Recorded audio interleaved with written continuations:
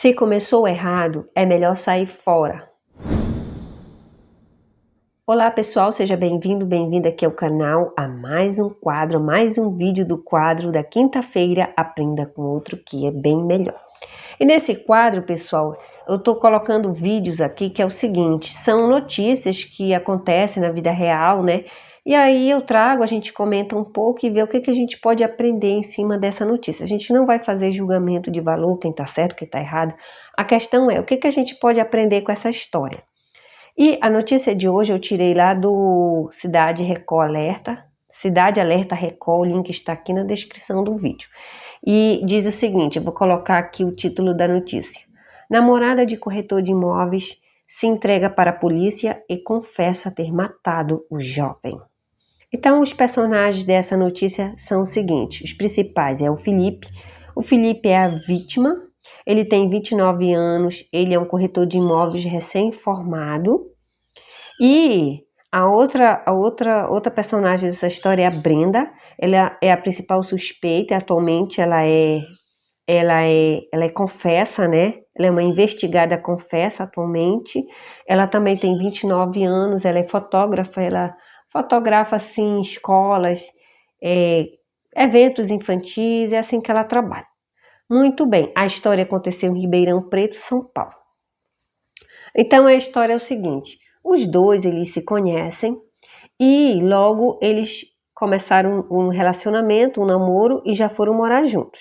O Felipe ele foi morar na casa da Brenda. E aí o Felipe, como estava no início de carreira, ele ainda não tinha assim uma carteira de cliente muito grande no trabalho dele, que ele era corretor de imóveis, conforme eu falei anteriormente. E aí sempre ele ajudava a Brenda nos trabalhos dela, né? E acabou que ele se envolveu no trabalho e sempre ele saiu para trabalhar juntos. Muito bem. Só que aí o namoro deles assim era cheio de altos e baixos, briguinha para cá, briguinha para lá e tudo bem.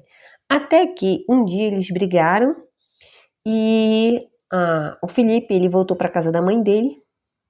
Ele voltou para casa da mãe dele e quando ele chegou lá, de acordo com o irmão dele, que também fala na reportagem, não tinha nem 6 horas que ele tinha chegado na casa da mãe, a Brenda apareceu por lá, pedindo para falar com o Felipe. A priori ele não queria falar muito com ela, mas depois ele resolveu falar. E aí os dois conversaram por lá e tudo, até que o Felipe deu a notícia para a família que ele ia voltar para casa da namorada, né? Para casa da Brenda, ele ia voltar. Então ele arrumou as coisas e voltou para casa dela, para morar com ela novamente. Ou seja, eles reataram o relacionamento. Muito bem, isso foi assim de dia. E quando foi de noite, a mãe do Felipe recebe o telefonema, né? E aí aconteceu que ela soube da notícia do que aconteceu, que o Felipe estava sem vida. E aí, de acordo com as investigações, né, a Brenda é a suspeita e ela sumiu, ela e a mãe dela, nos primeiros dias elas sumiram e, enfim, e aí foi constatado que ele sofreu a violência por arma branca, no caso uma faca, ele levou 3 golpes e ele perdeu a vida. Dias depois, a Brenda voltou e ela alegou que foi legítima defesa, que eles tinham um relacionamento muito conturbado, que ele era violento, o Felipe era violento com ela, que várias vezes ela sofreu violência doméstica. Inclusive, na entrevista que a Brenda fez, ela também estava cheia de hematomas, e aí, na verdade, ninguém sabe, a polícia ainda vai investigar quem é o agressor, quem é a vítima, se houve legítima defesa ou não. Enfim, tá numa investigada aí, completa, né? A questão que eu trouxe para cá, na verdade, conforme eu falei no início do vídeo, não é fazer o julgamento de A ou de B, de um lado ou do outro. Inclusive, meus pêsames, meus sentimentos para a família do Felipe, com todo respeito, né? Mas o que a gente vai conversar aqui é o seguinte, o que a gente pode aprender com essa história? Bom, um detalhe me chamou a atenção, foi com relação ao tempo de relacionamento que eles tinham. Todo o percurso do relacionamento durou 6 meses. Durou 6 meses, desde o dia que eles se conheceram até o dia que Felipe perdeu a vida. Foi isso que mais me chamou a atenção, 6 meses. Isso me chamou muita atenção. tá? Com todo respeito com relação à história, mas aqui o objetivo do canal não é a investigação criminal em si, mas é o aprendizado, são as reflexões. E aí a gente vai observar assim, em 6 meses eles se conheceram, foram morar juntos, tinham altos e baixos. De acordo com a Brenda, eles tinham vários problemas.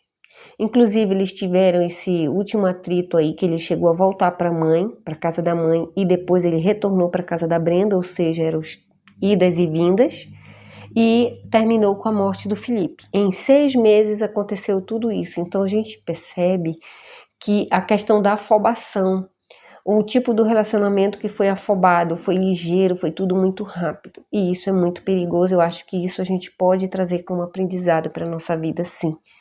No sentido de que quando a gente se relaciona com alguém, a gente precisa ter muita calma nesta hora.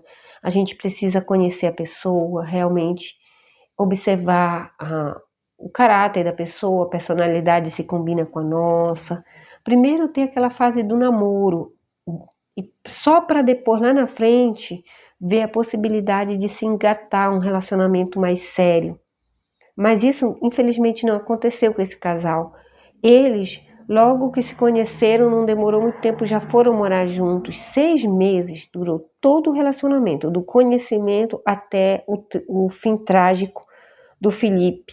E também da Brenda, né? Porque ela sendo presa e tudo, então praticamente destruiu as duas famílias, né? O sofrimento para as duas famílias.